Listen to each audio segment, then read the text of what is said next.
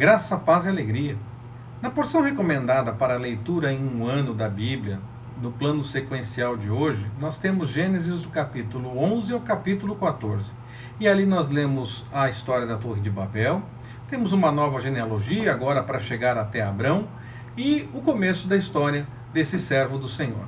Sobre genealogia nós já comentamos no terceiro vídeo dessa sequência e vale o mesmo argumento. Então você pode assistir e ver, porque é muito interessante pensar a respeito de genealogia, de arqueologia e essas coisas todas.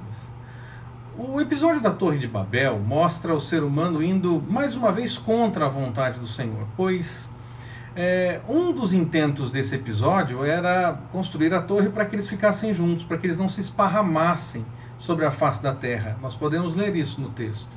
E para que isso não acontecesse, o Senhor acaba promovendo a divisão de línguas. E isso, além de fazer a devida separação, para que pudesse de fato esparramar sobre a face da terra, causa uma dificuldade maior para o ser humano diante de uma ambição que ele também apresenta nesse texto, que é o desejo de estar próximo a Deus nas alturas. Talvez não sentisse tanto a presença de Deus, talvez quisesse ser mais conhecido, como diz o texto, ter um nome notório.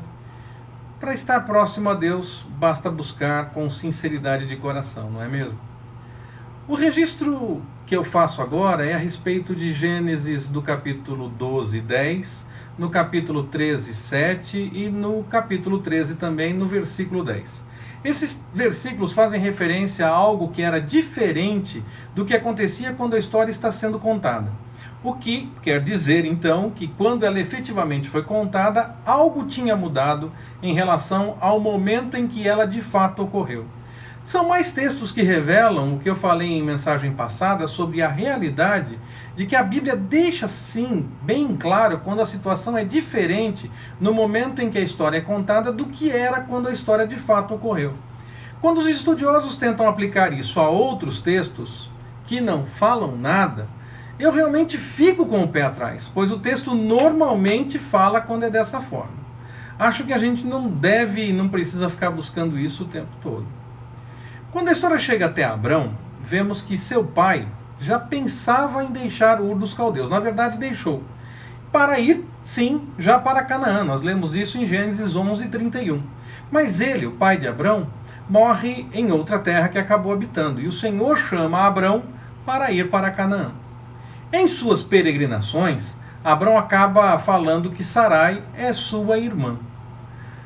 O texto mais para frente revela que ela era, sim, de fato, sua meia-irmã, mas a parte de ser esposa era a parte mais importante de ser revelada nesse momento, não é?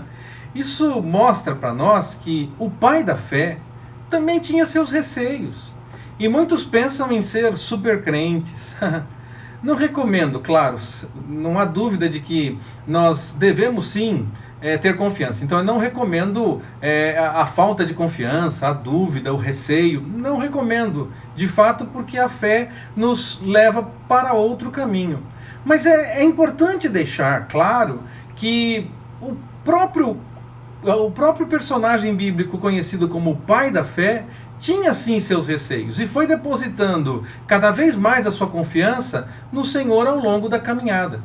Então, o que fica para nós hoje é que nós não devemos nos cobrar tanto assim.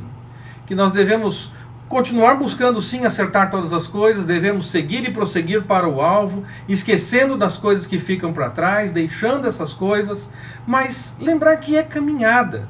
Não é necessariamente algo que acontece do dia para a noite.